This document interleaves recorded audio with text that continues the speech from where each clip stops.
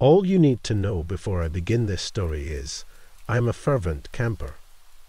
I often take prolonged camping trips alone, and I am very apt at outdoor crafts, and am no stranger to being outside in the wilderness, often alone. I still camp to this day, although this experience was the direct cause of a nearly 3-year break in these solo expeditions. I am not willing to divulge any information about myself, my country of origin, or the location of said experience. I will start from the point at which I arrived at a national park that will remain unnamed. I pulled my 2007 Skoda Octavia into a gravel car park and allowed my eyes to wander across the towering fir trees, tightly packed together, shielding the woodland beyond from any of the ever-ebbing sunlight. I'd arrived at the park at 5 p.m, and it was late autumn, so the sun was lowering in the sky beyond the mountains that encapsulated the valley I was in. There were a few other cars sitting in the open space. Some of them were empty, seemingly left by other campers, where two had small groups gathered, unslinging packs and stowing camping gear in the rear of the vehicles. I took a deep breath and opened my car door. I walked around to the back of my car and unlocked it. I removed my backpack from the car and slung it over my shoulders. I took my bedroll and tucked it under my arm before locking up my car. I wheeled on my feet, ready to lose myself in nature for a glorious weekend of solitude. I nodded happily to other hikers on my way to the beginning of the trail and set off into the park. I was fairly experienced when this happened, having been a hiker and camper for 13 years already, and a mountain rescue worker for 9 of those. As such, I tended to get off of the trails whenever I could and find secluded, isolated spots in the woods. I also packed emergency gear, including a flare gun and blank-firing pistol, for signaling to others I was in danger. Where I come from, hunting is somewhat restricted. However, much of the rules to hunting still applied, one of which was 3 rapid shots usually meant someone is in trouble, and can be used as a way to signal others that you might be lost or hurt. I got off of the trail after around 30 minutes of brisk hiking, and as the daylight wavered ever lower in the sky, I cut myself a path through the thick foliage. The sun had set after about another hour and a half of trekking, and I began using my headlamp. It wasn't much longer before I heard what I had been looking for. When researching the park a week before, I had found a Forest Survey map, which detailed a mountain stream that fed out of the mountains down into the woods below for around 12 miles, which was situated about 4.5 miles from the trail I had entered on. The sound of babbling water lured me to the edge of the stream, where I cleared a small area for my camp. I erected my tent and gathered some rocks from the brook, which I used to create a small fire pit. I checked my watch, which reads 7:50 p.m. I decided it was as good a time as any to eat something, so I got out some beef from my cooler compartment in my backpack and took out one of my steel skewering rods for my kit. After I cooked the meat and drank some water, I decided I wanted to sit in the woods for a bit, taking in the darkness and the sounds. I killed the fire, keeping my fire-starting kit just inside the tent flap, and hung an electronic lantern in my tent, remembering to remove the rain/smoke cap, so that the light would be visible through the mosquito netting on the top. I picked my way towards the brook, which I was probably around 5 meters or so away from, and sat on the edge listening to the water trickling. It was deathly silent apart from the brook and the gentle rustling of trees. I could hear the occasional fox swoop and leaves brushing and twigs cracking in the distance. I sat like that for maybe an hour or so before deciding that I wanted to get some sleep, as I had planned a hardy trek up into the mountains the next day, and I would have to start early if I wanted to have a chance of reaching the upper plateau, where I could repitch my tent. Plus, I'd have to leave myself some extra time to fit the storm straps to it, as the winds tended to gust at around 40 miles per hour on in the mountains. I moved back to my tent, following the lamplight until I reached the zippers. I opened it up and sealed myself inside, laying back on my sleeping bag. I stared up at the lantern, before then reaching up and turning the knob on the side until it dimmed to darkness and then finally off. I sighed heavily. I specifically remember the smell of the woods and the air, and how quiet it was. No road noise carried this far out into the trees. It was magical. I loved every moment of it. It wasn't long, though, before I heard something abruptly interrupting my peaceful night in the wilderness. I stirred and raised my head, squeezing my watch to illuminate the digital screen. 1:34 a.m. bleared into my eyes. I listened intently, turning my right ear towards where I thought the sound was coming from. I squeezed my eyes tightly shut to focus my senses. It sounded like movement, as if something was walking through the woods. The harder I listened, the more I started to realize it sounded bipedal, like a person walking through the woods, dragging their feet through the fallen leaves. Who the fuck would be out here at 1:30 in the morning in the pitch black? I thought to myself. I wondered if someone was perhaps lost. It didn't make sense for a hiker to be out here in the dark wandering around. That's just a really good way of getting yourself lost. And even search and rescue don't search in the darkness unless absolutely necessary. And when we do, we use extremely powerful lights, and 90% of the time a supporting helicopter will provide FLIR to aid a search. I sat up in my sleeping bag, and it fell away from my shoulders. I felt the penetrating cold suck the heat away from my body as I went rigid, concentrating in the darkness, trying to get my eyes to adjust to it and my ears to focus. The sound of the walking seemed to come closer, and I felt my heart pick up a little. I decided that if they came too close, I'd call out. I wanted whatever it was to know I was listening. If it was an animal, it would surely run away. If it was a human, they might need help. And if not, they may think twice about coming any closer. The steps came closer still, so I called out, "Who's there? Do you need help?" In the moments that passed, I could hear my heart thundering in my ears.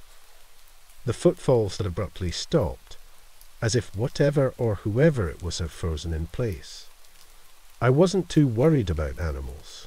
Where I was, the fauna was not considerably dangerous. Wild hogs were the most dangerous creatures out there. Although I admit when they're pissed off enough, they can be more than a match for people. Hogs are nocturnal, however, but the footfalls sounded too heavy and careless for a wild pig. I waited, holding my breath, but nothing came back. All of a sudden, I heard a loud crack right next to my left side, as if someone had slapped a stick into a tree trunk and broken it in half, like I would as a kid. I fumbled for my flashlight and illuminated the end of the tent. It was only then I saw a crumpled piece of material laying at the foot of my sleeping bag. The tent cap. I hadn't put it back on. It was then that I became all too aware that there was a rather large window in the roof of my tent for any would-be stalker. Slowly, I raised my eyes to it. I had spent nearly a decade of my life working out in the wild. I wasn't easily scared.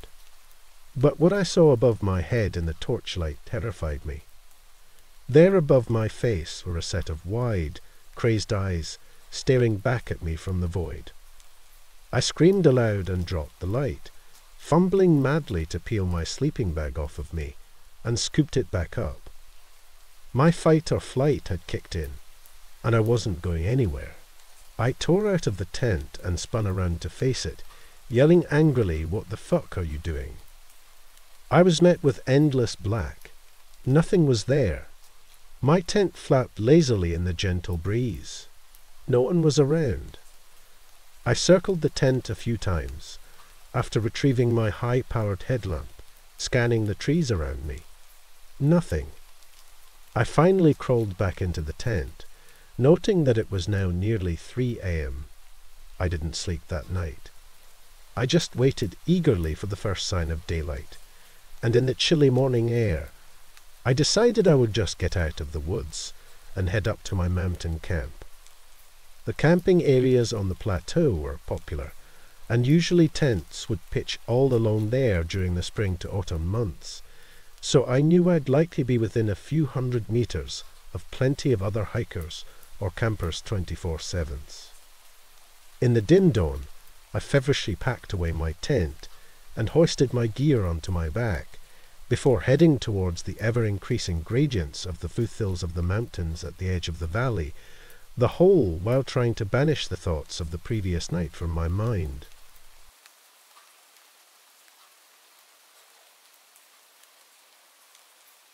I didn't know what to make of it at first. Just subtle, almost inconspicuous changes in my everyday life, yet they left me with a nagging feeling I couldn't shake. As a park ranger, I'd been working these trails for years, and I knew every inch like the back of my hand. But on random occasions, they seemed different, as if the very earth beneath my feet had shifted slightly, just enough to set my nerves on edge. I'd set out every morning on those familiar trails, those that I'd walked countless times. But every so often, something was off. A turn I swore I'd never seen, a tree that seemed out of place, or a path extending far beyond its usual reach. It was disorienting, as if the very fabric of the park was shifting when I wasn't looking.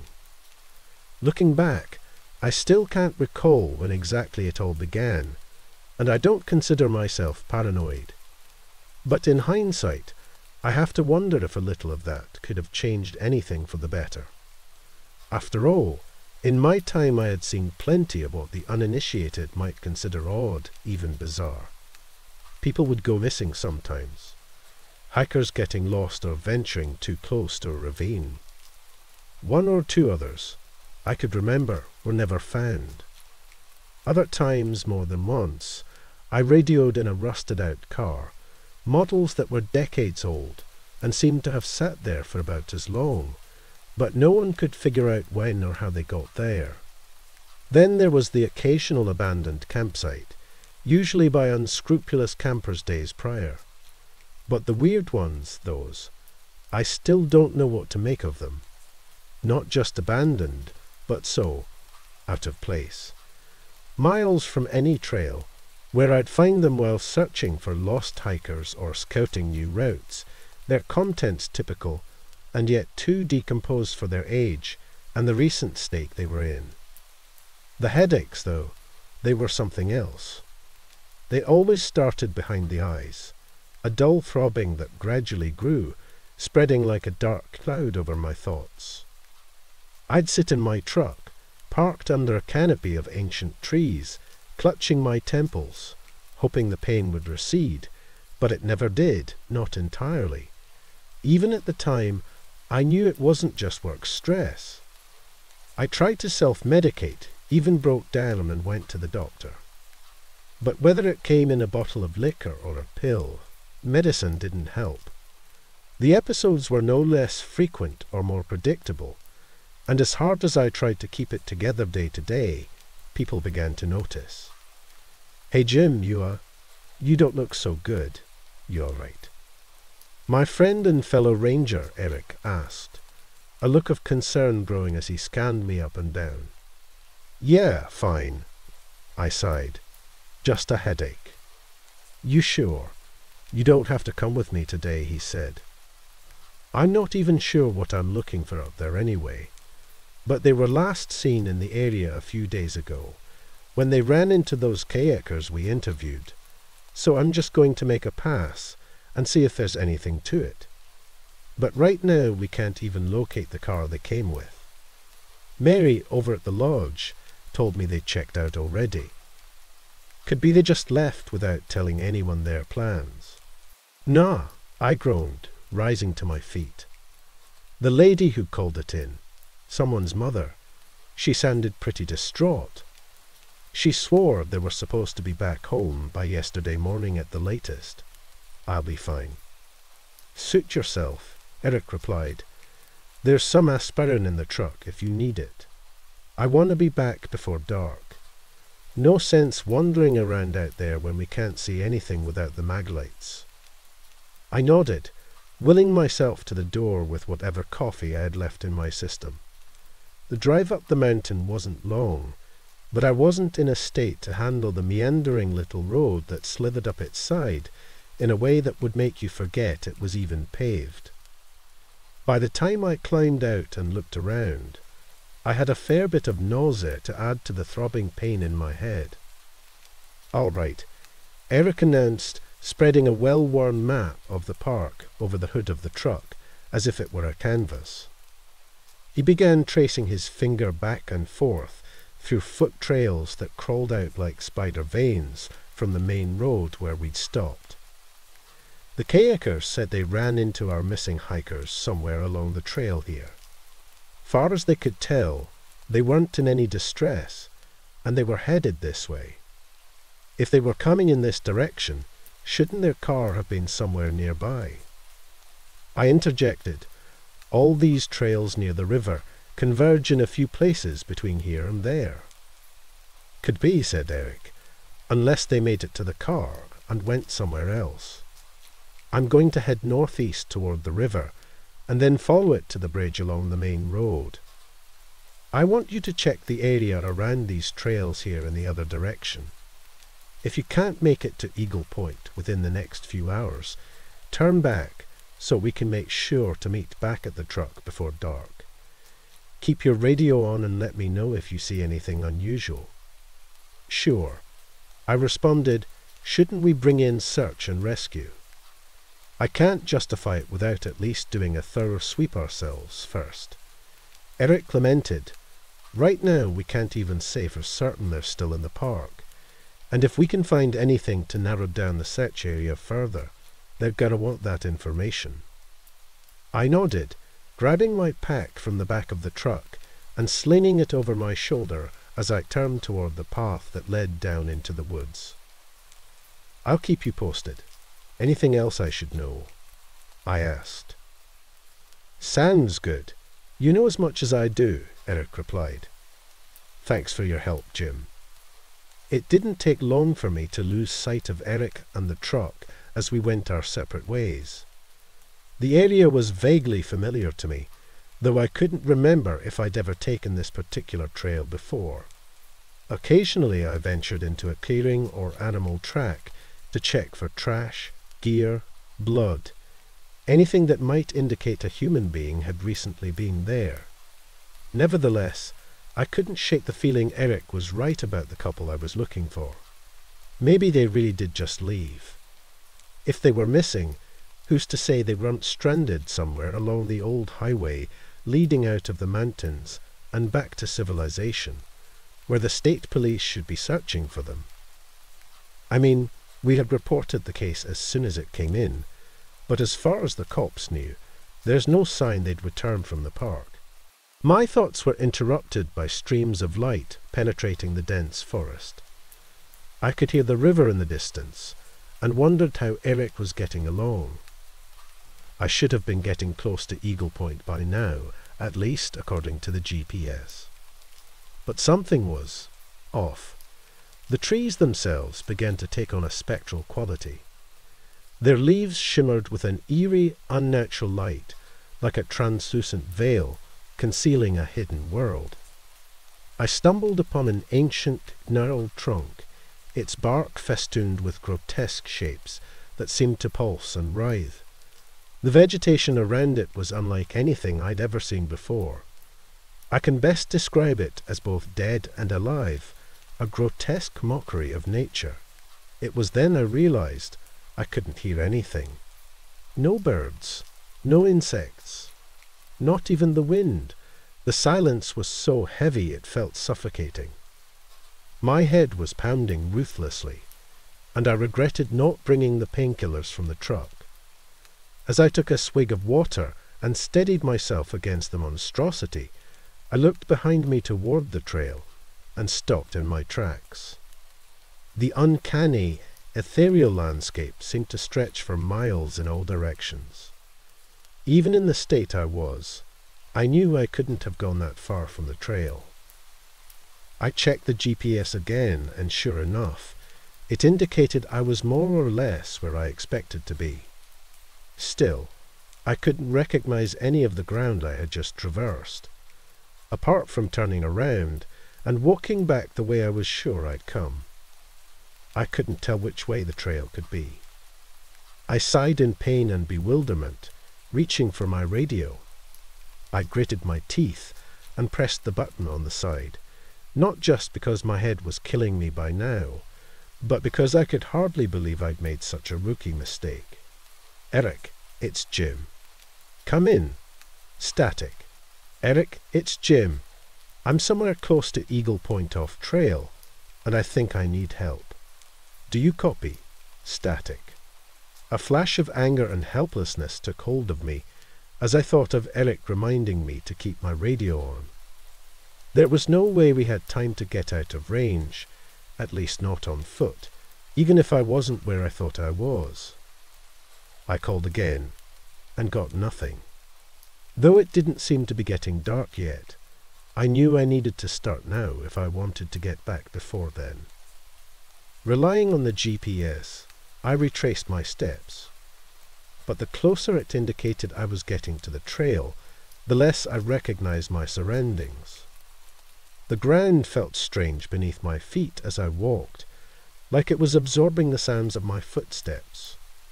The unsettling dread of this place was unlike anything I'd ever felt before. It wasn't just the barrenness, the absence of wildlife, or the oppressive stillness. I'd gotten turned around and lost in the past for brief periods while hiking alone, but that had only happened when I was much further off trail than I was supposed to be now. None of this made any sense. It was as if this patch of land existed in a reality of its own, governed by its own rules, unknown and malevolent. Sure enough, the GPS soon showed my location as nearly right on top of where the trail was supposed to be. But as I looked around, suppressing the fear growing inside my chest, I might as well have been 100 miles away. I kept trying Eric on the radio, with the same result as before. It should have been getting darker by now, and I should have been well on my way back to the truck, where I was sure Eric would be waiting before long. But nothing was as it should be. I sat down on a boulder that looked like it was being consumed by some kind of blackish, veiny growth that reached down into the soil, exhausted and dizzy, hunger pangs joining the pulsating blows inside my head.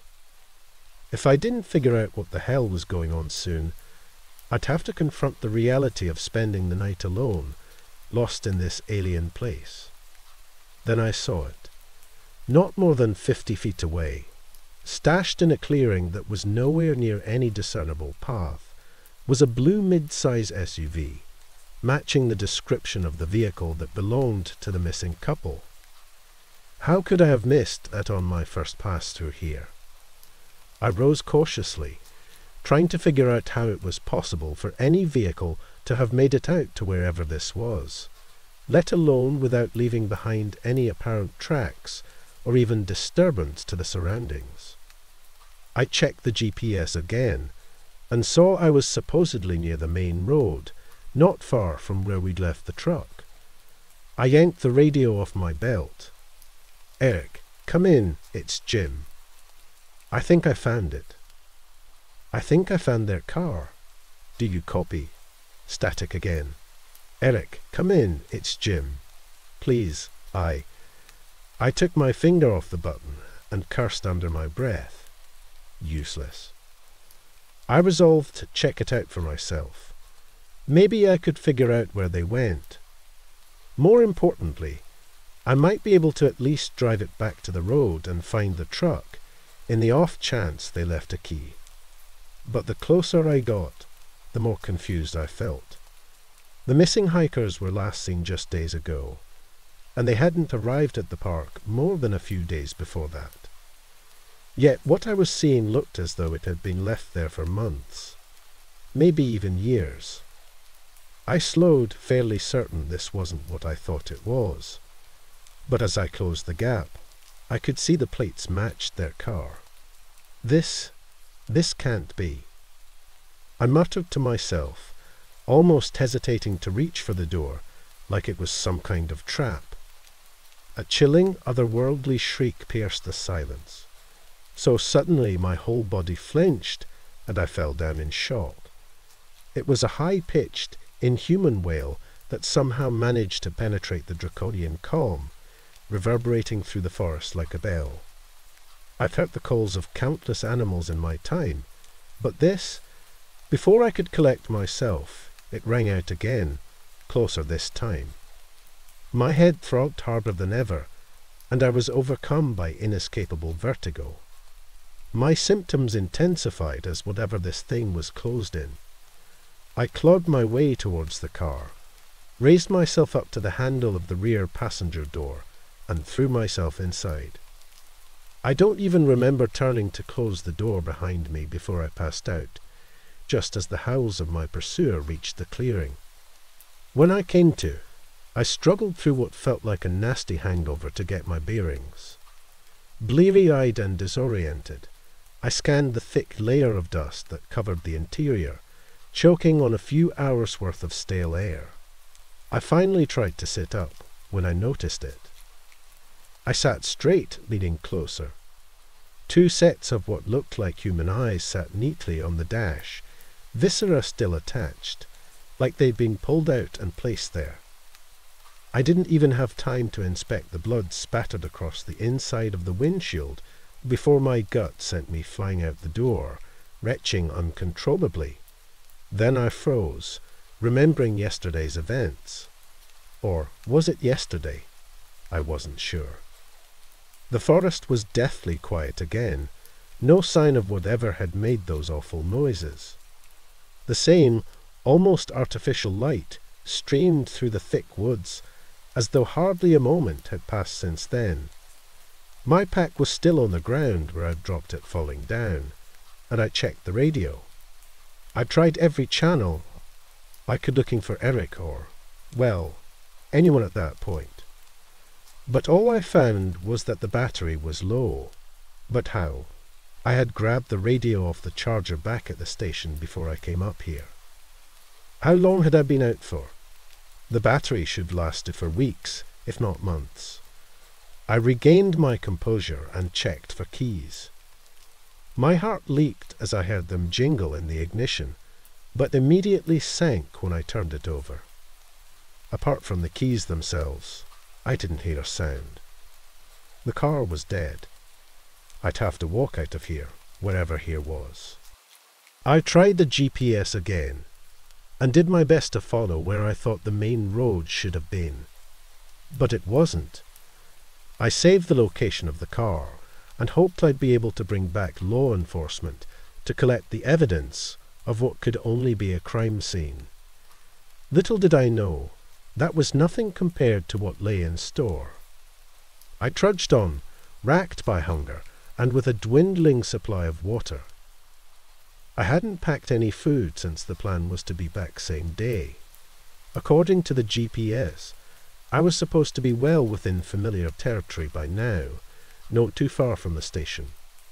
But everything around me was no more familiar than if I'd been dropped on an undiscovered continent. Fluorescent mold carpeted patches of the earth, like blood spatter under a black light.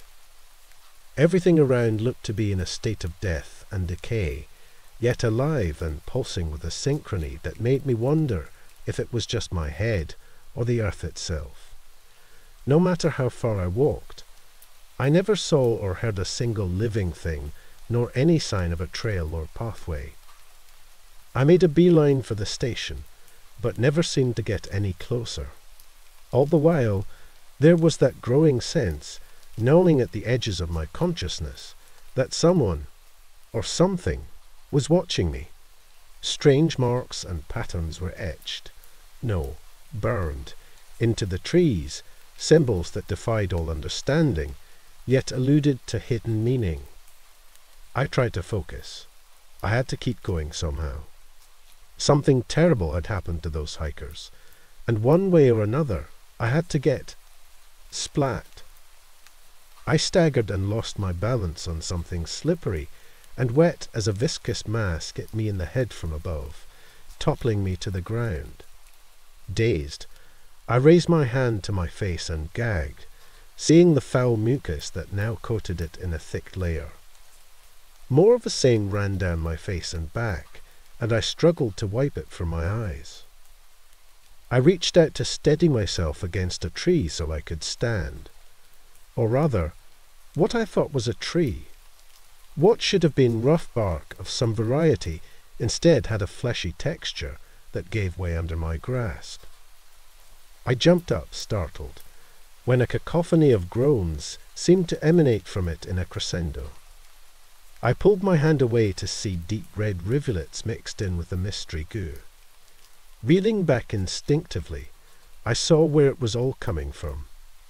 This tree was more like a profane amalgamation of what looked like human body parts, twisted and smashed together into something like a tree. Arms, legs, torsos, even heads with mouths agape that were likely the source of the haunting sounds. The disgusting mass seemed to recoil in kind, sending even more of the mucus oozing off its branches and down the trunk I had just leaned on. I stumbled over a small, square object that slapped wet against the mossy, fleshy surface of the ground and contrasted with its fluorescence. A wallet. I bent to pick it up and could just make out the name on the ID inside. It belonged to one of the missing hikers. I choked down bile as the implication sent my stomach heaving all over again. In my state of shock, only one thought kept running through my mind. I've got to get out of here. Hoisting my pack higher towards my shoulders, I grasped the straps and started running. I didn't know where to, or how long I could keep it up, but everything I was seeing, what I could process of it anyway, told me I had to. Miscellaneous belongings were scattered all around. Backpacks, sleeping bags, tents, old cameras, trash, food, even a steering wheel and a tire, all in various stages of decay, littered my path as I ducked and dodged unimaginable horrors, like the tree that wasn't a tree. Pools of blood-red liquid, creeping, writhing viscera, bushes of blinking eyes and shrubs composed of what appeared to be antlers, fur and rotting meat greeted me at every turn. The pain in my chest grew harder to ignore with each step, and my pounding head sapped any strength I might have had. My pack grew heavier, and I slowed. I eventually collapsed to the ground in surrender as the load slid off, thudding on the ground behind me. The forest floor felt warm and inviting against my face as it sunk in like a pillow. The cadence of its haphazardly fluorescent covering seemed to hold my body in place as I willed it to move. The harder I tried, the faster my strength seemed to drain from me in waves of drowsy oblivion. The relief I felt when my headache began to subside was so sublime, I almost gave in for sheer gratitude in that moment. But then I heard it. That same horrible, shrill roar jolted me to my senses, familiarity triggering my adrenaline. A second, closer this time, sent me sprawling to my hands and knees. I clawed desperately at the ground, too skittish to take my chances with my surroundings again. By the time the third rang out and picked up its cadence, I made it to my feet, running as fast as I could. I didn't stop to think about my pack, or the fact I was fleeing my only source of supplies. I didn't think about my burning legs, or even the throbbing ache that returned to my head as I sucked in ragged breaths. I just ran for my life. I fled that god-awful noise with everything I had left in me, and yet it seemed to grow closer and closer, just like the first time I heard it. There was nowhere to turn, no path or car or anything I dare try to hide in. Fear forced me forward, hopping over and around monstrosities that barely registered at this point. Just when the howls reached their deafening zenith, and the eyes I could swear were boring into the back of my skull told me it's over, I turned to look at my pursuer. Maybe it was a reflex I could no longer stifle. Perhaps I instinctively turned to fight when I thought I was going to die. Crash. Before I had a chance to find out, I found myself tumbling head over heels as blinding light spun into green grass, over and over in my field of view. I landed flat on my back, knocking the wind out of myself as I stared up at the most beautiful blue sky I'd ever seen. I lay there, stunned, afraid to move, afraid to think. The eerie, grim silence was replaced by birds singing from the tree line. The wind gently swept through the green grass at the bottom of the hill where I'd ended up somehow, where insects chirped and hummed. I rolled to my side, searching frantically for whatever had been chasing me. I looked all around, but just like the last time, whatever it was had suddenly vanished as quickly as it had appeared. With the immediate threat apparently gone, my body rudely reminded me of its condition. I hurt everywhere, and something was wrong with my skin, besides minor cuts and bruises. It was different. Dried, almost leathery, cracked, and looser in places it shouldn't be. I felt more than exhausted, drained. Though my usual headache had dulled for the most part, I still struggled to get to my feet. When I'd steadied myself enough to notice the ranger station in the distance, I couldn't have jumped for joy if I'd wanted to. All I could do was start walking. Slowly, painfully, but determined to get to safety at last. I looked behind me where I'd crash-landed from, but it might as well have been the moon. From where I stood, there was no sign of anything like what I'd just gone through for what seemed like at least a day or so. Were it not for the intensity of my hunger and thirst, or the dried goop still stuck to my tattered uniform, I could have doubted it myself. All I knew for certain was that I could see the ranger station up ahead, but hope turned to rage when I saw Eric's truck parked out front. He had left me there. What else could it mean? To think he didn't even bother to stay and look for me. That had to be the reason I didn't find the truck or any sign of him when I came back. But why hadn't he answered me on the radio? Was this some kind of sick joke? I threw open the door to see Eric, sat at his desk mouth ajar, and colour draining from his face. What the... Oh God. Oh my God, Jim. Is that you? Haven't thou? Where? Eric stammered, visibly shaking as he stood from his chair. He met me across the floor, tentatively, like he wasn't too sure whether I was a ghost. I wound up to punch him square in the mouth, but only succeeded in knocking myself off balance as my useless body crashed again in a heap. He awkwardly clutched my arms to arrest my collapse, hosting me into the chair behind me. All right. Hey, easy now, Jim. It's me. It's Eric. I know damn well who it is. I shot back. You left me. Jim, just take it easy. You've been through a lot, clearly. Are you? Well, hurt? Eric asked reassuringly. Am I hurt? I chuckled with indignant mockery. Am I hurt? Well, let's see. First, there was the fact you never once answered me on the radio after you reminded me to keep it on for exactly that purpose. Or even came looking for me while I wandered around with no food and barely any water for hours, maybe even a couple days, I dunno. No, you just hopped in the truck and ditched me there because there were so many more important things to do sitting around here. I raged. gesticulating as wildly as my frail frame would allow. "Jim, buddy." Here, Eric interrupted himself, handing me a bottle of water. My pride couldn't hide the desperation, my hands shaking uncontrollably, raising the bottle to my lips. I gulped greedy mouthfuls as he continued, trying to hide the look of pity and disgust on his face. "I can call an ambulance, but they'll take a couple hours to get up here.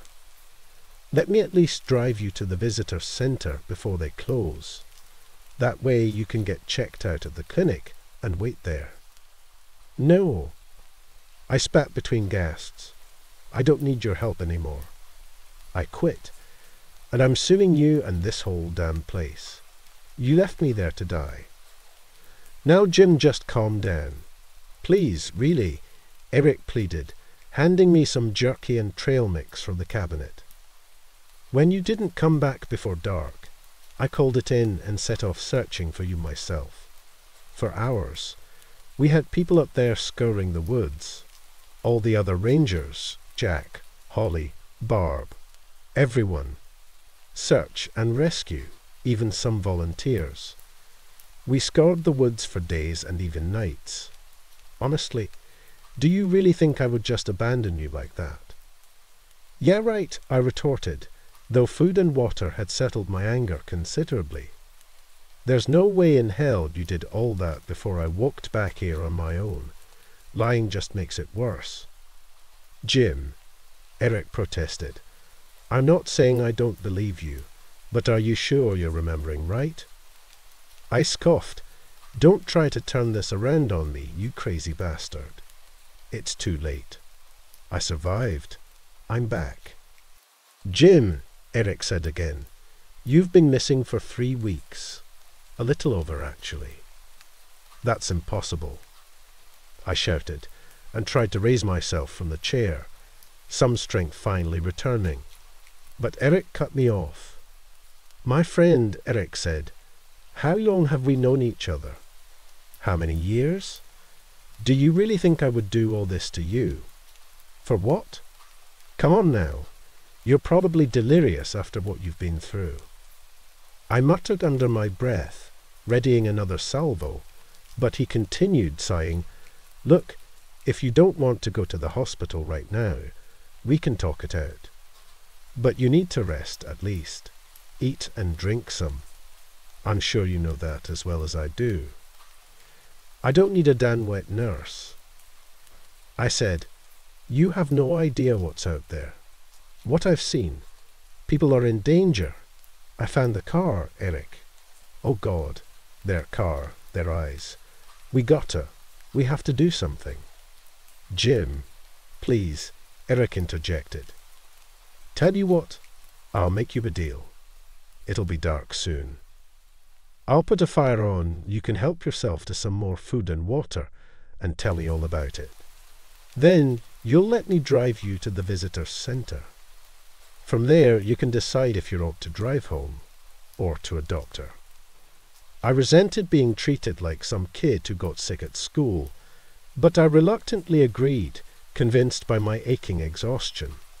As he set about lighting the stove, I spilled everything. Getting lost, calling him on the radio, finding the car, being chased by that howling, monstrous creature. I left out most of what I could remember about trees made from missing campers, or shrubs from unfortunate wildlife. I skipped over the inescapable feeling that, whatever that place was, it was something unnatural profane. Eric doubted my mental and physical health as it was, and I was in no mood to take a trip to the hospital on a ranger's salary. I focused on the timeline, certain there was no way I could have been gone, let alone survived out there for 3 weeks. I showed Eric the spot saved on the GPS where I found the car, and he agreed to go take a look at it the next day. But he sounded more non-committal than what I anticipated, having told him about the body parts on the dash. I finally stood to stretch my legs, and thought about heading over to the couch for the night instead of going back out into the frosty autumn evening, when I caught a glimpse of my reflection in the window. I rubbed my face, wondering if the sagging, greyed visage before me was some injury or a cruel trick of the light. "Hey, where you going?" Eric asked, surprised to see me hurrying to the washroom. "Wait a minute, Jim," he called after me as I reached the mirror. An involuntary cry of terror and disbelief escaped me. My face, my body, all of me looked so much older. Middle-aged as I was used to seeing a few new greys or the occasional wrinkle appear overnight. But this was different. I looked like I'd spent a decade or more out there since I'd last seen myself. Patches of fine, grey wisps tumbled down to my shoulders, and a scraggly beard of the same hue covered my face. My eyes sagged, and the skin around my chin and neck hung loosely from my skull. I just stood there, rubbing, tugging and scratching at this stranger in the mirror, muttering incoherently. "I'm sorry, Jim. I'm so sorry," Eric said, standing in the doorway. "This wasn't supposed to happen. I didn't know. I swear to you I didn't know." Hello, my name is Arigi Fisher. My therapist advised me to write down what I've been through, so I suppose I will. It's been a week, and I typically have bad memory, but I still remember everything vividly, so damn vividly. I'll try my best to recount the details, but after all I've been through, I can't promise it will be good. Now, where to begin? It started with a trip I decided to take. I was getting exhausted and tired with people and society, and really just life in general. I decided I'd go camping in some deep woods. I'd rather not state the location, however. Apologies for that. There were beautiful, lush trees. I could hear the birds singing and animals moving about. The bugs were a bit annoying, but it was worth it. The way the light filtered beneath the gently moving leaves, the soft breeze coming in from the west, the light rustling of foliage as small animals moved. It was a beautiful sight. I took the camping supplies I packed out of the back of my truck, double-checked I had everything, and decided to head north, since I came from the south. There weren't really many paths here. It was just wilderness, in some back road dead end I decided I'd go to. I wandered for a while in the woods, making sure to keep a map on hand and a compass, tracing where I went. Eventually, I came across a nice-looking clearing. I cleared the area of rocks, debris, pieces of wood, and anything that would make sleeping rough. Then I set up my tent, a nice deep green small tent, just large enough for me and my travel pack. I checked the distance and time I'd hiked, and saw it was only about 1 kilometre and around 10 minutes.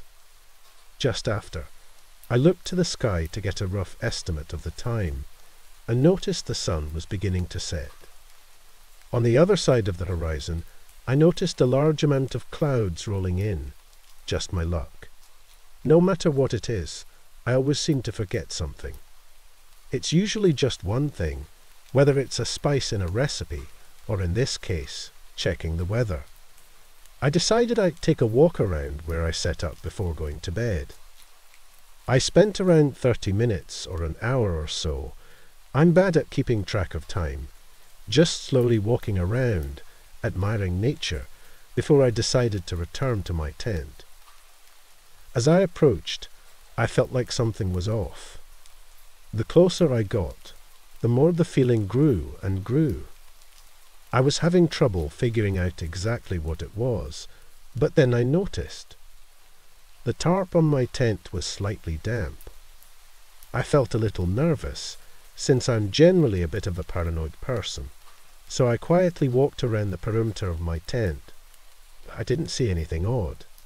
Finally, I ended at the entrance and noticed that the door was slightly ajar. I cautiously approached, listening carefully. As I got close, my nerves started acting up. Stupid anxiety. I told myself to just shrug it off, but I couldn't. I don't know why, but I froze. I was scared something would be in there. I managed, after about a minute of standing still with one hand reaching towards the door, to open the front of the tent. Everything was normal inside. I let out a long sigh of relief and felt around. Everything was dry, apart from a small damp patch near the door. The sun was almost down, and it was getting darker. I decided I'd go to bed now, as the sounds of wildlife were shifting from diurnal to nocturnal creatures. I laid down in my cozy little snug sleeping bag, made sure everything was neatly organized, still in my bed, and went to bed. I woke to the sound of rain falling. I'd recon a few hours later and felt a little groggy. I realized I had to go to the bathroom, which would mean having to leave the tent. I sighed deeply, part of me regretting my choice to camp, and I turned to go get my raincoat out of my bag. I always come prepared, even if I forget things. I paused as I shifted. Something didn't feel quite right.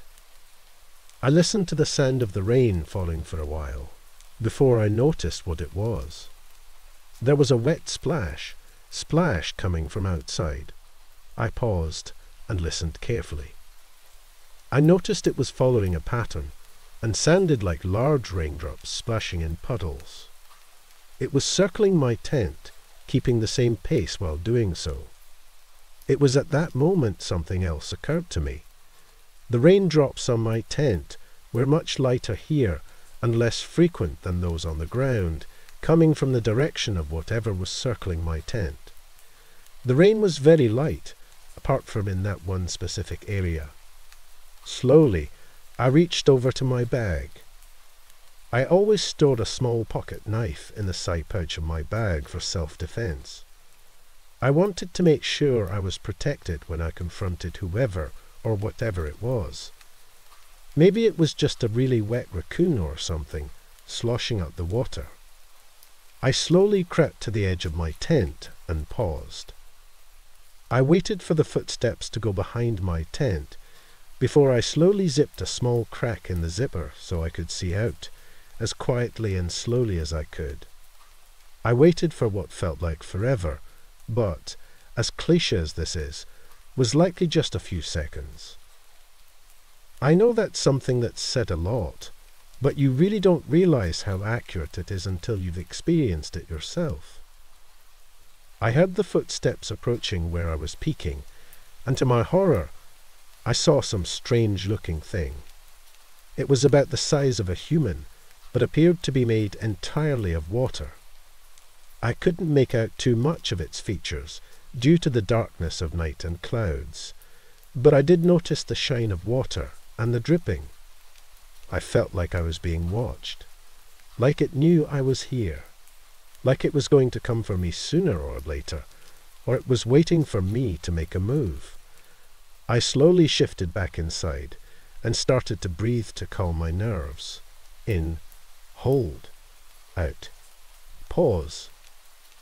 I started to focus again, and still listening to the sounds, slowly and quietly made sure to get myself in order, putting on my raincoat, getting my bag ready, and putting it on. I made sure I was holding my keys in a way that I could easily unlock my car when I got there. I waited for the thing to move in front of my tent. I watched as it walked by, and as soon as I was sure it wouldn't see me, carefully and quietly, but swiftly opened the door. I took a deep breath, and as I heard it was on the opposite side, I thanked past me for facing the tent towards the car, and I started sprinting. Immediately, I heard whatever it was start chasing, and I heard the splashing of its footsteps. I heard my tent tear as it ran through it. I'd estimate at the same pace as me, or ever so slightly slower. I couldn't slow down. I couldn't mess up.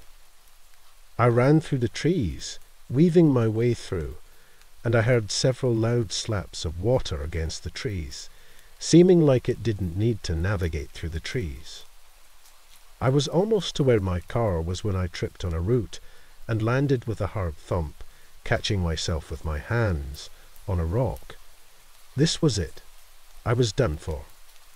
I saw my life flash before my eyes, and I heard its weight shift, and I felt a massive amount of pain on my side, and I passed out. I woke up a few hours later in a lot of pain. The sun was out, and I could hear the wildlife. It took me a few seconds to realize I wasn't dead, and I immediately shifted over to check my bag, and to no longer be face down on a muddy rock. As soon as I did, a searing pain shot through my right side. I looked down and noticed I was wounded. My bag was torn apart, my shirt with a large gash and bleeding. The wound was deep, but not too deep. I'm lucky it didn't kill me, but I felt lightheaded and hazy. The bleeding seemed to have stopped due to my shirt being slightly displaced, and the wetness causing it to cling to my body. I used my torn and broken backpack to cover the wound, grabbed as much of the contents as I could, and quickly headed to my truck. The windows of my truck were cracked, and a lot of the paint seemed to be damaged. I quickly found my keys. Luckily they hadn't slipped out of my hand, and opened the door. I then dropped everything in the passenger seat. I was about to go retrieve the rest of my items and equipment when I heard a soft splash, splash. I immediately got into my truck, started the engine, and drove out of there, returning home. Before I was gone, however, I noticed a blurry silhouette in the rear view mirror. I decided I didn't want to see it more clearly. I relayed all of this to my therapist, and he suggested I say what happened. So, I guess writing it down did help a bit. I still worry that it's out there, but I know for damn sure I'll never get near it, and I'll never camp again.